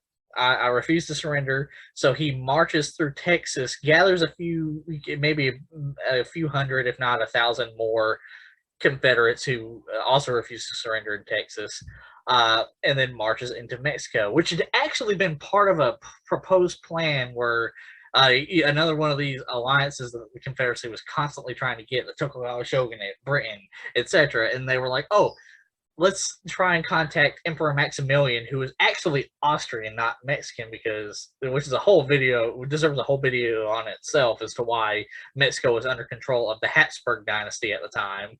But he was a Habsburg member of the Habsburg dynasty, who had been placed there by the Habsburgs after France and Austria had taken control of the Mexican government. And they were like, well, let's try and contact with Emperor Maximilian, and gain an alliance. And their plan was to bring 20 to 90,000 Confederate soldiers into Mexico to help create an allied state. However, Joe Shelby and his men got there, and Emperor Maximilian did not care one bit about the Civil War. In fact, most of Europe did. Most of Europe and the world were. This goes back to the whole idea that we talked about in our when we've mentioned the Monroe Doctrine in our first video on the Indian Removal Act. The U.S. liked to think it was much more important in the world sphere than it actually was. It liked to claim, they're like, oh yeah, we control the whole Western Hemisphere, and Britain, France, Germany, etc. All like, yeah, whatever, and then proceeded to, Spain, all of it proceeded to, go about their business. And this is exactly one of those examples, because he got there and he proposed the treaty to Emperor Maximilian, and he's like, I don't care. Look, my family's got affairs in Europe that we got to worry about. I've got a rebellion. The Warisa Rebellion was going on at the time. I could care less. He's like, you're free to stay. I won't stop you from staying. He's like, but there's not going to be any renewed war whatsoever. And Joe Shelby realized, like, well, maybe this is a good idea. We're only 2,000 men. We can't take on a nation. We got no allies. We might as well just settle down. And they became temporary planter politicians in Mexico. Some of them did also return to the U.S. And eventually Joe Shelby was forced to return to the U.S. as well, because the Waristas won the rebellion. And he's like, I'm not going to stay here. They hate me. So, yeah. And then you have another group of Confederates who did stay permanently, who fled to Brazil.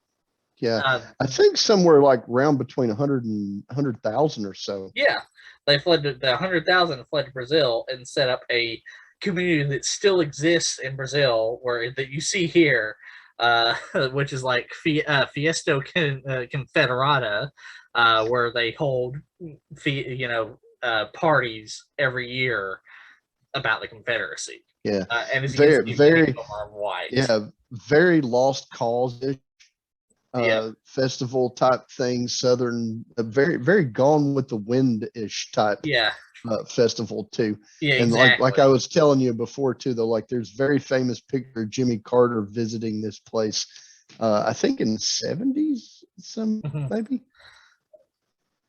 Yeah. So, much like the Nazis would in the 40s, the Confederacy was like, "Hey, South America and Central America, that's where we're gonna go." Let's go. Yeah, not all of them, but a good chunk of them. And then, as around this time, because the end of the Civil War and the beginning of Reconstruction, which we'll get into very briefly in a minute, the lost cause was beginning to crystallize. It hadn't been fully turned into what we know as the lost cause, but it was beginning to make its rounds in the 1870s and 1880s. Many former Confederates, including Jefferson Davis, were all about, oh, this is a lost cause, war of Union aggression, war of Northern aggression.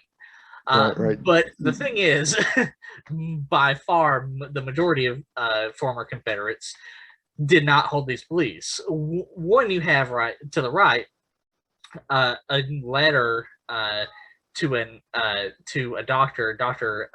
Aristides Monteiro, where Colonel John Mosby, a former colonel of the Confederate Army, states, I noticed that the lost cause apologists say the charge that the South that went to war for slavery is a slanderous accusation. I always understood we went to war on the account of the thing we quarreled with the North about. I never heard of any other cause of quarrel than slavery. Very clear, very straightforward. He's like, well, I fought the war over slavery. Then you have Joe Shelby again, because Joe Shelby was a very complicated man. Mm-hmm. He did participate in horrible things, but he seems to have and refused to surrender. But he seems to have had a change of heart. Why he had this change of heart is unknown. But in a biography by William Connelly in 1911 on the Quantrill guerrilla fighters, he talks about an interview he had with Joe Shelby. Now, when he had this interview, or where, is unknown, but this is the oldest mention of it. But it's someone who actually talked with him, and he goes on to say that Joe Shelby told him, I was in Kansas at the head of an armed force about that time. I was there to kill Free State men. I did kill them. I'm different from what they are now, and that is what I went there for. We Missourians all went there for the purpose, if it should be found necessary to do so, to carry out our designs. I had no business there. No Missourian had any business there with arms in his hands. The policy that sent us there was damnable, and the trouble we started on the border bore fruit for 10 years. I ought to have been shot there. John Brown was the only man who knew it and would have done it. I say John Brown was right. I knew the men he killed. I condemn his killing of the younger Doyles, but the others got only what they deserved.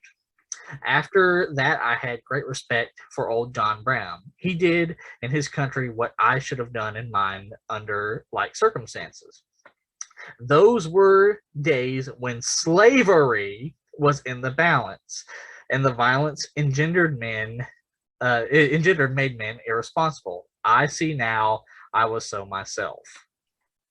So he knew he was a terrible person. He knew the things he had done. He knew he should have been killed by John Brown, and he stated that he fought over slavery. So, unfortunately, the lost cause was brewing, and even the people who fought under these men who were creating the lost cause were like, no, we did not fight over states' rights. We clearly fought over slavery. Right, yeah.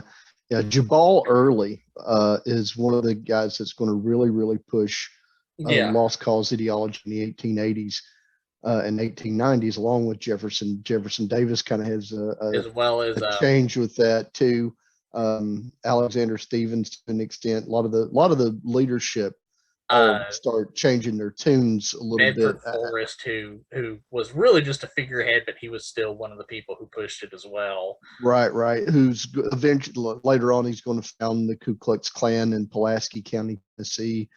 But interestingly enough, I will say this about Nathan Bedford Forrest. On his deathbed, or close to his death, he has a complete and total change of heart. Yeah, and actually works for civil rights, which is usually what happens, right? George Wallace kind of does the same thing.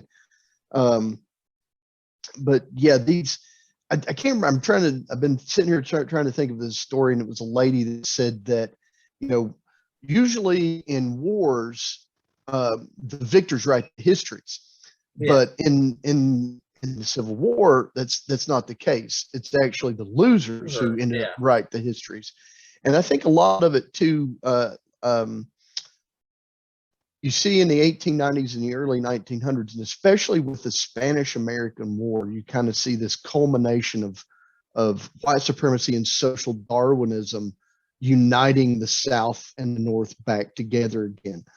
One of the big things that happened in the 1890s too were these Civil War reunions where veterans from both sides get together.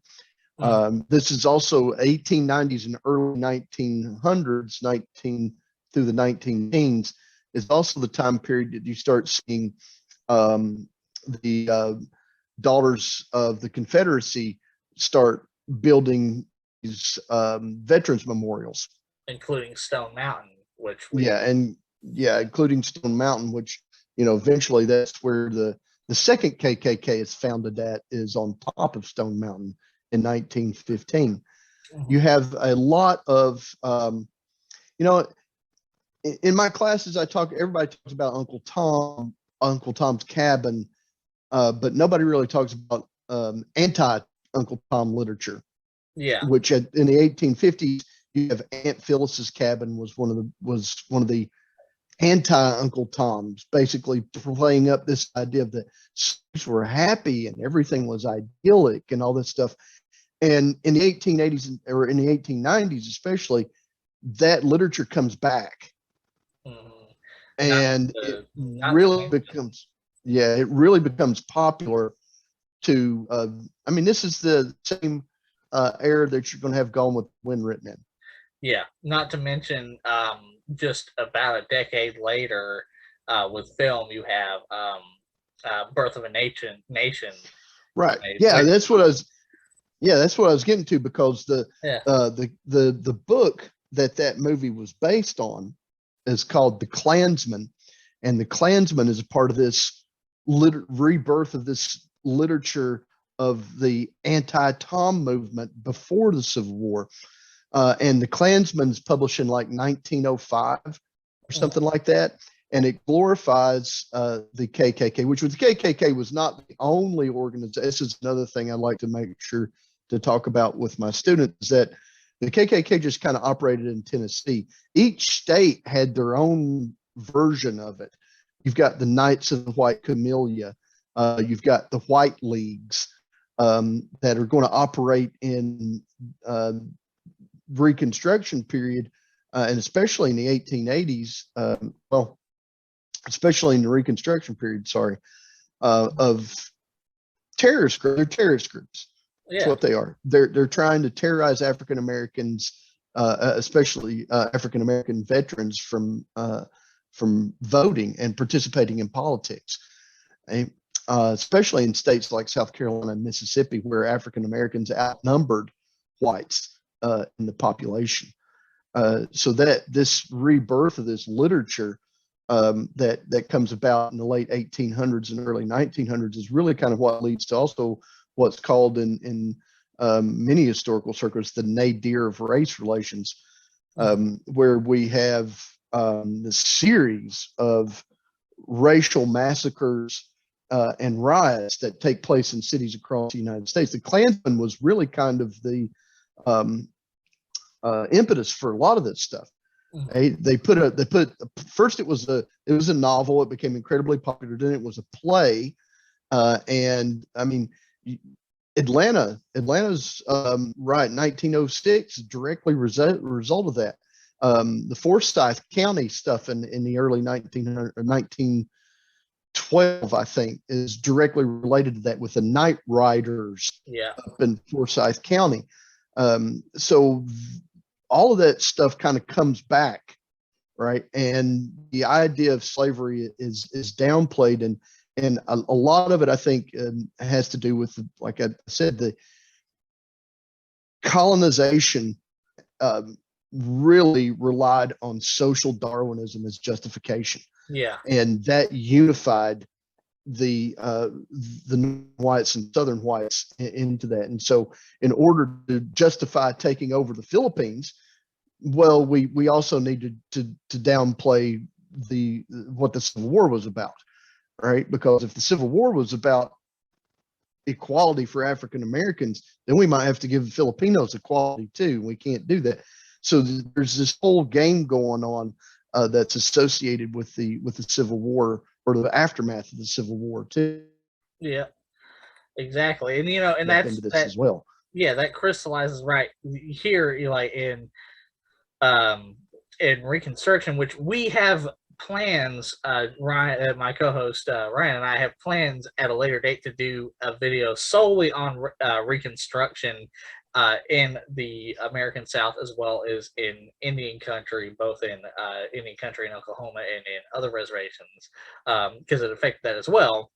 So we're not going to go into steep detail about it, because we have that saved for a different video, because it's such a complex subject. However, that is definitely part of it. In fact, part of the whole Gone with the Wind and the Birth of a Nation, that this white supremacy was in existence before them, but this lost cause that was being crystallized in the 1890s, that many former Confederates were actually fighting against, despite the leadership forming it, was Reconstruction. In fact, half of Gone with the Wind and all of A Birth of a Nation were set in Reconstruction.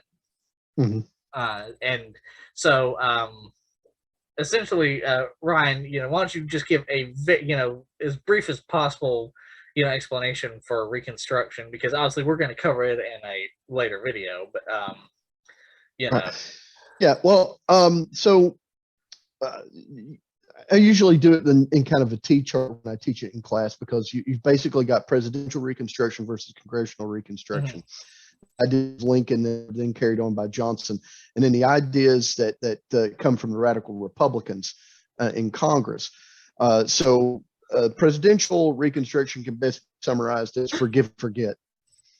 Yeah. The 10%, Lincoln's 10% plan, and they just want to, hey, 10% of the population takes an oath of loyalty, bam, your state, let's move forward.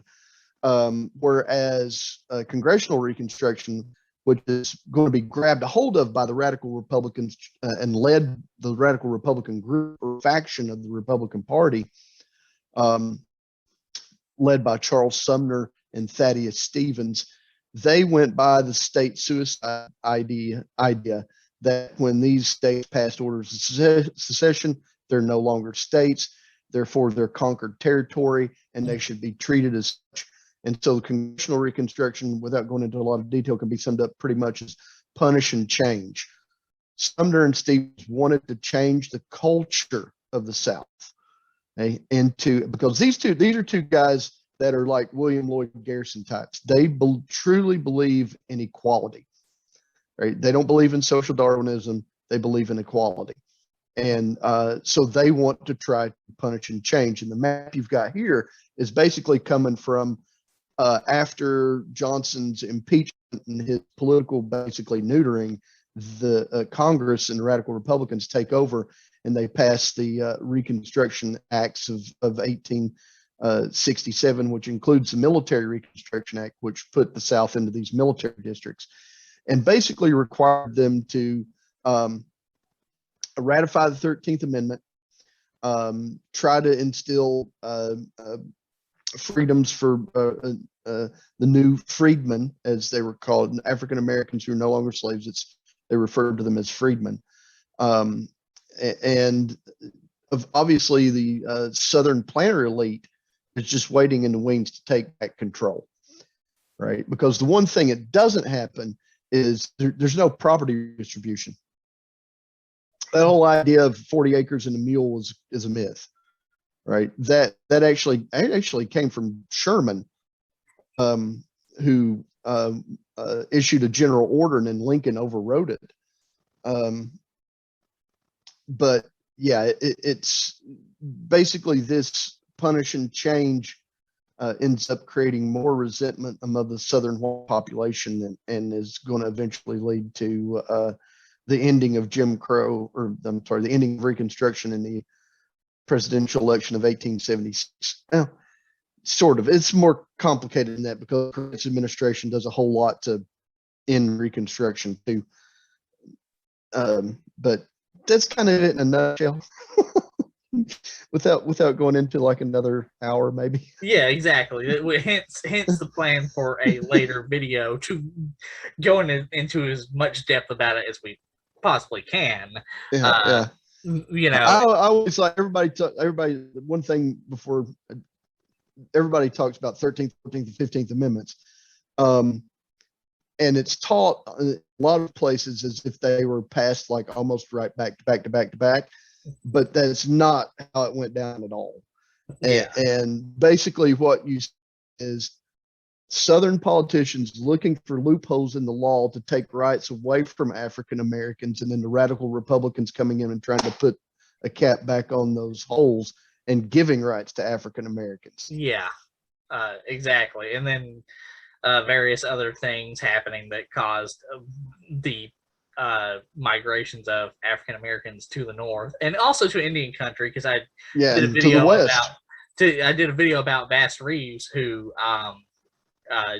actually he was brought into Oklahoma and such by his master, who was a commander in the Confederate Army, and then he used the Civil War that I mentioned earlier in Indian country, where like some individuals such as the Seminole Jumper Johnson joined the Union military, or the Choctaw Simpson Jones, who joined the Confederacy. He used the existence of American Indian Union soldiers like Jumper Johnson or Eli Parker, who eventually became a general himself, which is something I forgot to mention in that section, because Eli Parker and San Wati both became generals, just were in the Confederate and Union respectively. And he decided, hey, there are Union supporting Creeks here. I'm going to flee there and hide in the Creek and Seminole Nation. So that existed too. So, and yeah, many African Americans are going to take advantage of the Homestead Act too, the exodusters especially. Yeah. I mean, one of the things that surprises a lot of people is that there's so many African American cowboys, right? We get this Hollywood image of the 30s, but because of the end of Reconstruction, a lot of African American men just, why would I want to stay out here? I'm going to go to Texas, New Mexico, that area.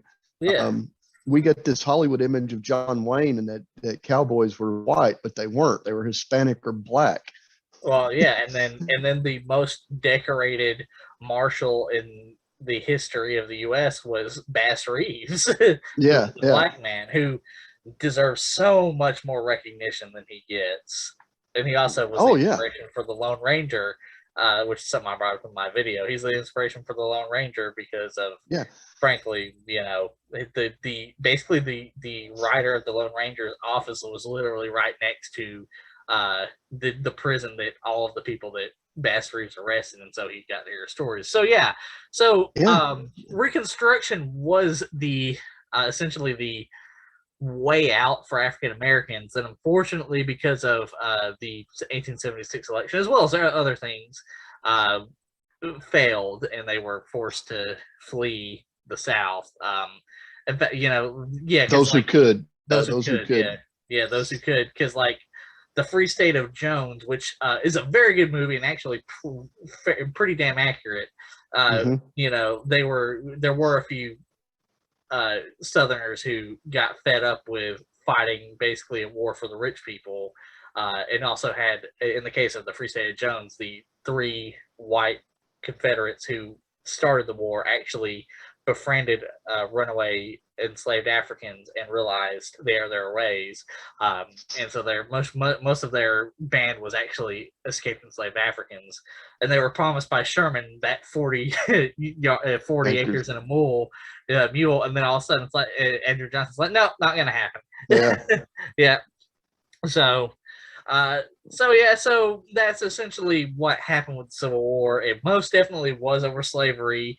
And unfortunately, because of the Civil War, events such as the Great Navajo Long Walk, the Round of the Mescaleros, the shearing at the seams of the 5 civilized tribes, the Dakota War,